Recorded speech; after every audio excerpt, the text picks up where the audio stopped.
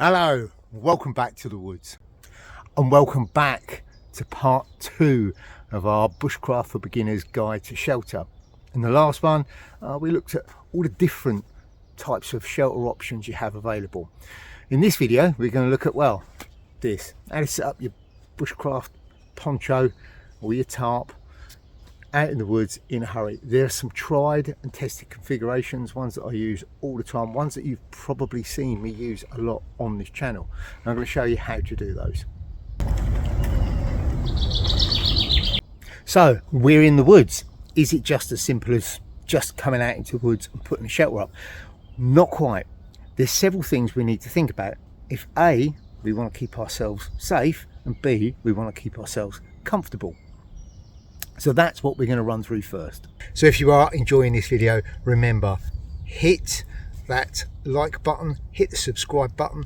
Everything helps. I'm trying to build up my subscriber numbers so that I can do more, so that you guys get to watch more. So do me a favor, hit that subscribe button down in the corner. Anyway, on with the main feature. Now, before I even set out on a trip or an expedition, I have a rough idea of where I'm going to camp because I've studied my map beforehand. Locations for potential shelters, well, you need to have identified those ideally in advance, because what we're looking for is somewhere that is not exposed, so it's not on a ridge, because the wind is going to blow through that. Same with the tops of hills, the wind is going to hit those areas harder. Conversely, at the bottom of a slope down in the valley, yes, it's going to be out of the wind, but it's also going to get the cold air, because cold air sinks as the temperature drops. So at night time, that cold air will roll down off the hills and it will settle in the valley. So the bottom of a valley is going to be cold. The top of a hill is going to be exposed to the wind. What you're looking for is a nice bit of flat middle ground, somewhere where the cold air is going to go past you. You're going to be protected from the wind and you're going to be comfortable. Think about water as well. If you're going to be out for more than one night, you're going to need somewhere where you can resupply. Check to see if there is water near where you're going to put your basher up. Now, the first thing we need to do is, well, look at that location. And I don't mean just the individual little spot that you're going to be in, I mean the whole of the woods themselves. Now, if you look behind me, well, what can you see? You can see an awful lot of trees that are over, not just little trees, there are some big trees over as well. And if you look closely at them, you'll see, well, the roots don't go down very, very deep. So in fine weather, yeah, this is a pretty good little wood to camp in. If the weather was windy, no, I wouldn't. I would be better off probably somewhere out there in the open, because in here in the wind, well, evidence suggests that this isn't the place to camp on a windy night. Now, that might be a bit of a tough call, because you might have, well, set your heart on camping out in the woods, but at the end of the day you want to keep yourself safe. So have a really good look at that area before you think about pitching up in it. Now, the next thing you need to think about is, well, the actual trees you're going to be under, because if you look up there, well, I can see lots of evidence of large branches that have broken off, and that's because this is a big mature beech tree, and they have a nasty habit of shedding some quite big branches without warning, and you don't want to be camped underneath this one if it drops one of those branches.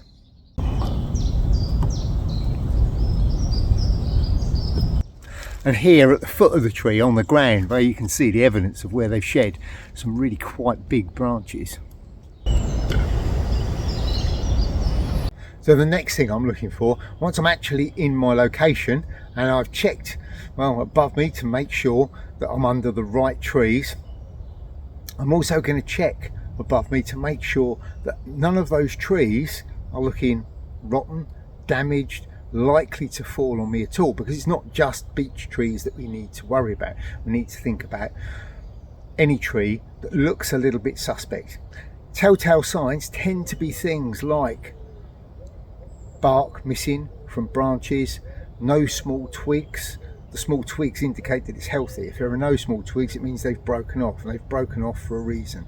That could be because it's dead. And the last thing you want is to set your shelter up under a tree that is either fully dead or partly dead. It might seem fine at the base, but further up, well, there could be issues. So check first. The last thing you want is in the middle of the night something crashing down through your shelter.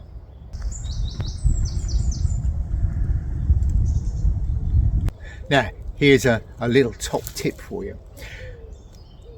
If you've been through your wood and you found the perfect little spot, but there is a tree that you think, it does look a little bit iffy, but this is the perfect bit of ground, but you're wondering, are you too close to it? If it should come down in the night, is it going to come down on you? Well, here is a little trick, and it involves your journey stick. And all you do is you take your journey stick, and you take one end and you place it in your armpit. You fully outstretch your arm like so, and at that point there where you're holding it, turn it upright, and then hold your arm up so it is level and parallel with the ground. And then all you do is look along the top of the stick up there, find your tree, and then all you do is back yourself away until the top of your stick goes over the top of that dodgy, suspect looking tree. And because of the angle that you're looking at, what that does is, as the top of your stick goes above the top of that tree, that means you are at least the height of the tree away from the base of that tree. So it's just a good way of making sure that you stay nice and safe.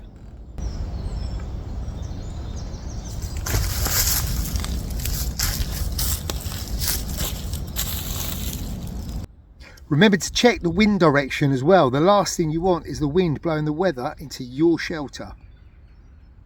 So once you've checked above you and you're happy that everything up there is safe, well, we need to turn our attention to down on the ground, because what we're looking for ideally, certainly if we're going to be on the ground, perhaps not sleeping in a hammock, you need to make sure that ground is, well, A, comfortable, but B, also safe.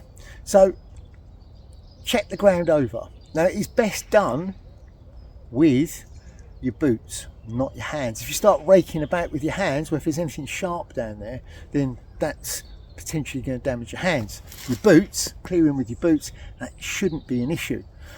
And there can be all manner of stuff on the ground. It could be stones, it could be vegetation, all stuff that's going to hurt you. In this case, there's a whacking great big tree root just there, just under the leaves, which if you were to set your shelter up on that, well, that's going to make you very, very uncomfortable during the night.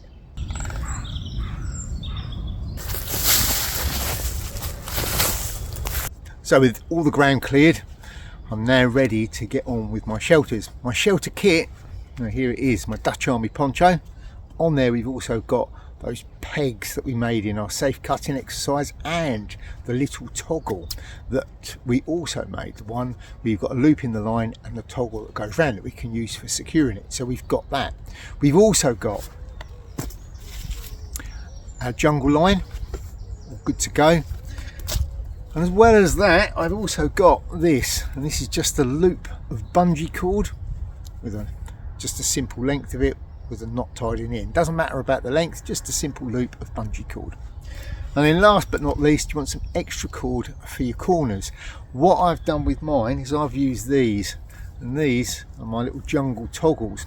They're exactly the same as my big jungle line. They're a double thickness cord with knots tied in, and then at the end of this one it's just got a little toggle.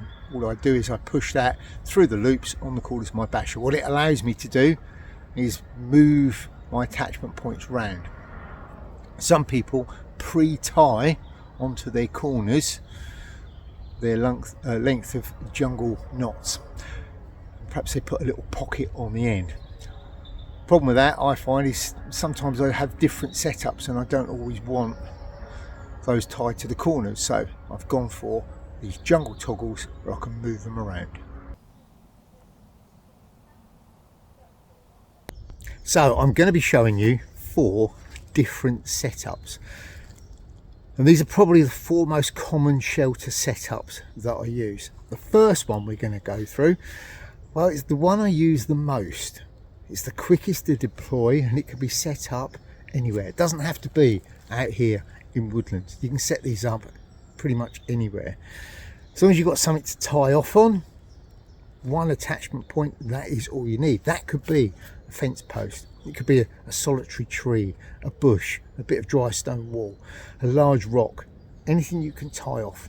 I'm going to be using this here, this tree. And to tie it on, well, I'm going to be using this, that simple little toggle. So I'm just going to take that one off and I'll show you what we're going to do with it. So that just simply loops off there. And what I've now got is a loop, a toggle, and a length of line. And that is all the cordage I'm going to need for this one, because all I'm going to do is take this and I'm going to put that through one of my eyelets. So there we go, that's all attached on there. Now what I'm going to do is take this length of cord and I'm going to attach it to this tree, my standing point. I'm going to attach it at just above chest height. To put it on, all I'm going to do is use that timber hitch. Do you remember the one where we go round over the top and then we pass this end round there 5 times? If you don't remember it, doesn't matter, you can always go back to my knots video and check it out.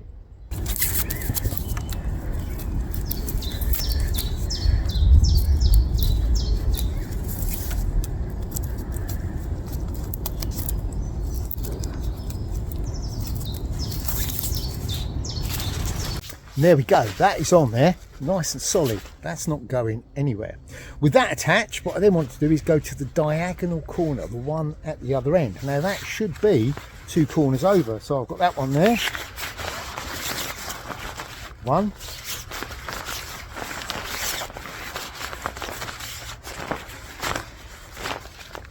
2. There it is, that is the diagonal one. I'm then going to take my tent peg, pass it through my loop, like so, and then all I need to do is stretch this out as far as it will go, as tight as I can, and peg it out away from the tree.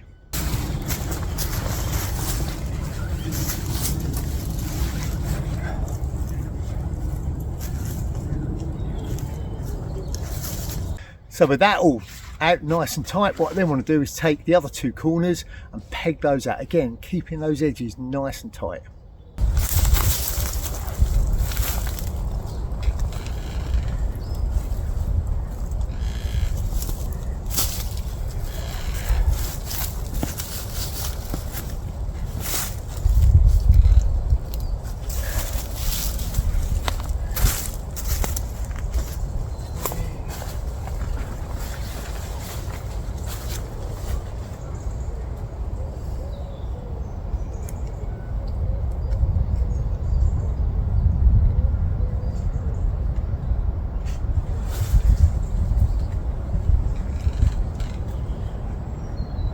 So there you go, all set up.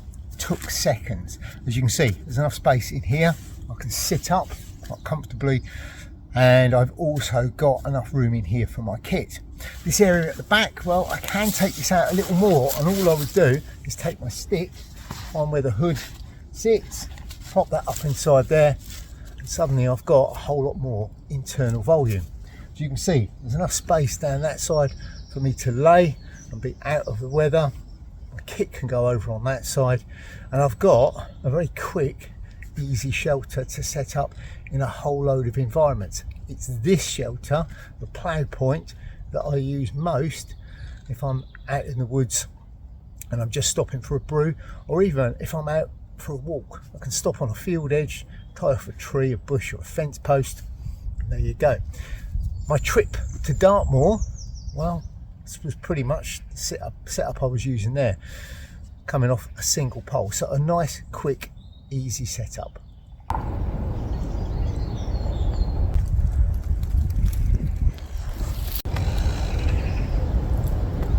So there you go, the PlayPoint shelter. Very quick, very easy, super simple to set up in a large number of environments.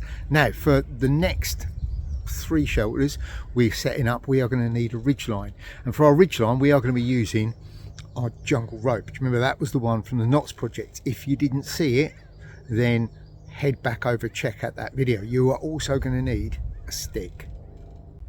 So I've identified my 2 trees. This end I'm going to anchor on. I'm going to use the end of my jungle line with the loop in. I'm going to pass that behind like so. Well, then I've got my loop, and then all I'm going to do is just pass the remainder of the line behind it, push it through the loop, and then take my stick, put it up underneath like so. That is now held in place, and that is not going anywhere. Next, well, I'm going to take this down the other end, get it secured down there.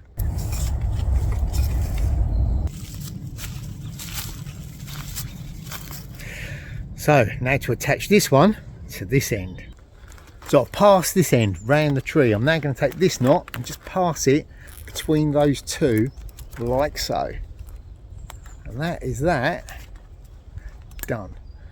So that is a nice secure fixing. Very, very quick to put up. I've got a good amount of tension on this too. If I do need to cut it away and take this down in a hurry, it's very simple. I just pull that end. If I'm worried that this might pull through, well, all I do is again just put a stick through there, pull it down tight, and that will hold secure. So I'm back at the centre of the line, and I've got my waterproof poncho. What I'm now going to do is take one of my corner loops, and I'm just going to pass it between the cords on the jungle loop like so.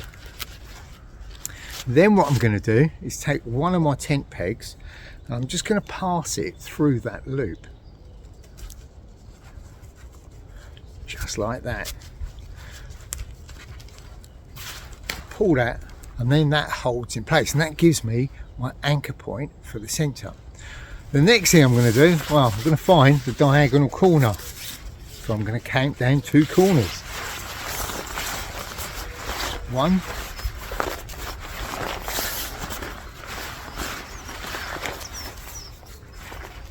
2. I'm going to take this peg and pop that one through there, and then all I'm going to do is take that out to the back there and get that really, really well tensioned out. Now, it's important that you put plenty of tension when you're setting any shelter up.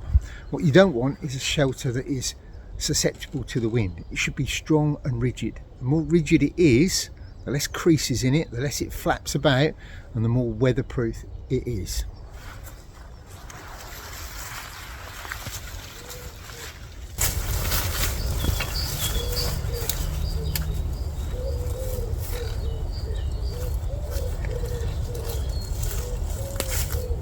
And then with that done, I'm going to peg out the other 2 corners.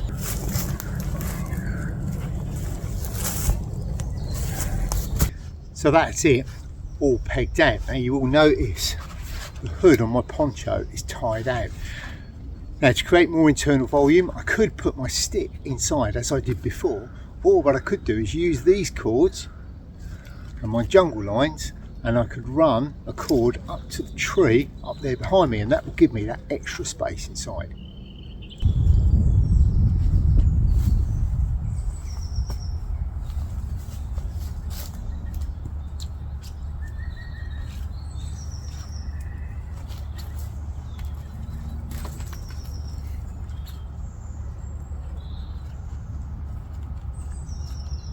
So yes, this is another PlayPoint. But this one is different to the other one. With the other one, a standard PlayPoint, obviously you've got your anchor point, your tree, whatever it is, directly in front of you. Which means if you wanted a fire in front for cooking or for warmth, well, it would be in the way.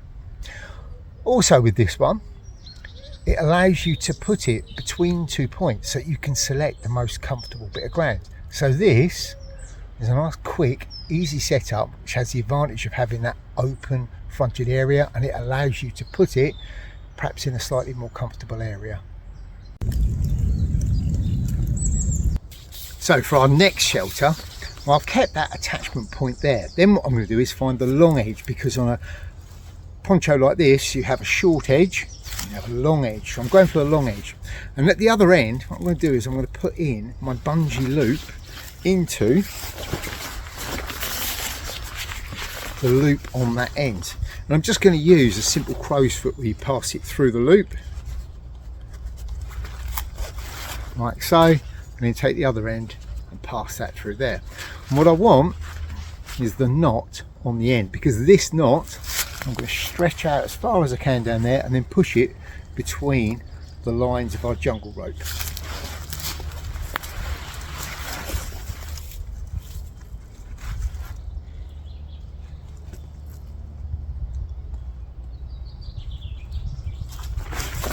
Like so.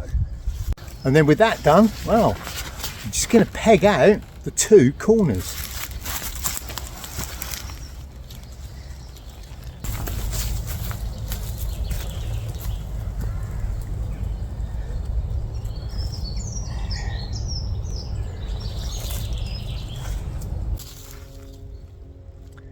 So with the bottom edge tied out, I'm going to take that hood and I'm going to attach it up to that branch up there, again to give me that little bit more internal volume and to make this that little bit tighter and more weatherproof.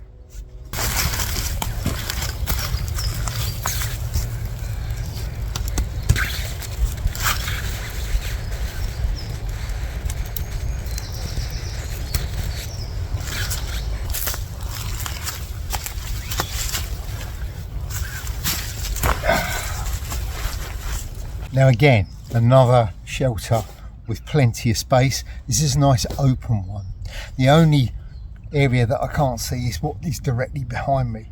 Everything else around me I can see, so I'm not shutting myself off from nature in this. Everything is there for me. The other advantage to this one, of course, I've got that nice long open front, which also like a nice long open fire in front of this, and all that heat would reflect into my shelter and bounce off the back of my shelter and down onto me. So this is a really nice quick shelter that you can put up, and in the winter a nice long fire in front of it, you can be toasty warm in here. So the next shelter that I'm going to do in, well, it's probably my favourite shelter. It's the one I use when I camp out the most, because with this one I get 360 degree views. The back isn't blocked off, the sides aren't blocked off, I can see all the way round. To set this one up, well, I need to identify where my centre loops are on the short side at both ends, and to one of those I'm going to attach my bungee cord, and I'm just going to lay the whole thing across my ridge line at the top. So there you go, that end is anchored off. This end, I'm going to take my bungee loop, pass it through that loop like so, and then take the knot, put that through there. Then pulling that down, I'm just going to use this bungee rope to tension this and then take the knot to jam up in between.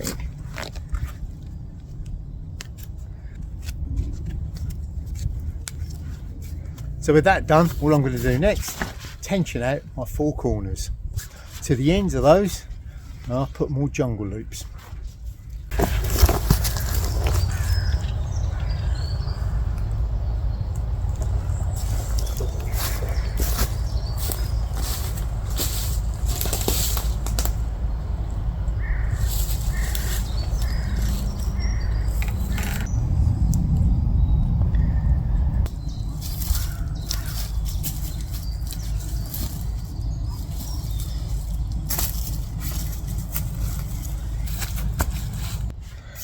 So here you go, my shelter. This one, as I said, for camping out, this is probably my favourite little setup. I've got, as you can see, 365 degree views all around me, so I'm completely in touch with nature. There's enough space in here for me and my kit. I have my roll mat and my bivvy bag laid down through the centre, my rucksack at one end, and there's plenty of space. If it was a long period of rain, then yeah, I might prefer something a bit bigger. But for most of the time, when I'm out, this is fine. And actually, I've camped out in some pretty heavy rain and stayed relatively dry in here. I've got everything I need. I've got the cover up here, I've got my jungle line, and on my jungle line I can suspend stuff, whether it's my head torch, so if I wake up in the night I know exactly where it is, it's just above me. Whether it's I want to put my knife, a book, whatever it is, it can all be stashed up there so it's not on the ground. This is a really quick setup and a very easy setup to do. So yeah, this is my absolute all-time favourite. A nice little suspended A-frame. Now the other great thing about poncho shelters, when you take them down, there is no trace. You literally just kick the leaves back over where you cleared the ground, and that's it. There's no marks, there's nothing left behind. Take only memories, leave only footprints. That's the rule. So there you go. That is my beginner's guide to shelter. These are very, very simple, as you've seen, very, very quick and easy to set up, and they will set you in good stead because with these simple 4 configurations, you're covered for most things. Yeah, there are lots of other different ones that you can do, particularly if you're using a square tarp that's even on all sides. But as I said before, poncho is a brilliant piece of kit because I can use it in this way, or I can have that hood open and just pull it over myself, sit on my rucksack, and there I'm out of the weather straight away. I've created that little microclimate. So for me, the poncho is a very super useful bit of kit, and these setups are probably the easiest ones and the ones that I think that you should be using. So get out there, give them a try. So if you enjoyed this video, then remember, give it that thumbs up, and if you haven't already, please like and subscribe to the channel. Down below in the description box, all the usual things. Go down there, have a look for my social media, but there's also links over there to my Etsy shop where you can get my Greencraft patches, as well as a few of the other things that I make from time to time. There's also a link down there to the Shropshire RV where I will be later in the year, so go over, check that out if you want to come along, meet me, perhaps sit on one of my talks or take a class. Also down there in that description box, there's a whole list of the kit that I use, because I always get asked, oh, where did you get the jacket? Where did you get this? Where did you get that? There's a whole list in that description box and the affiliate links. So it will take you to the item over on Amazon. Couldn't be simpler. Anyway, I think that's everything. I've been Neil, and until next time, stay safe in the woods.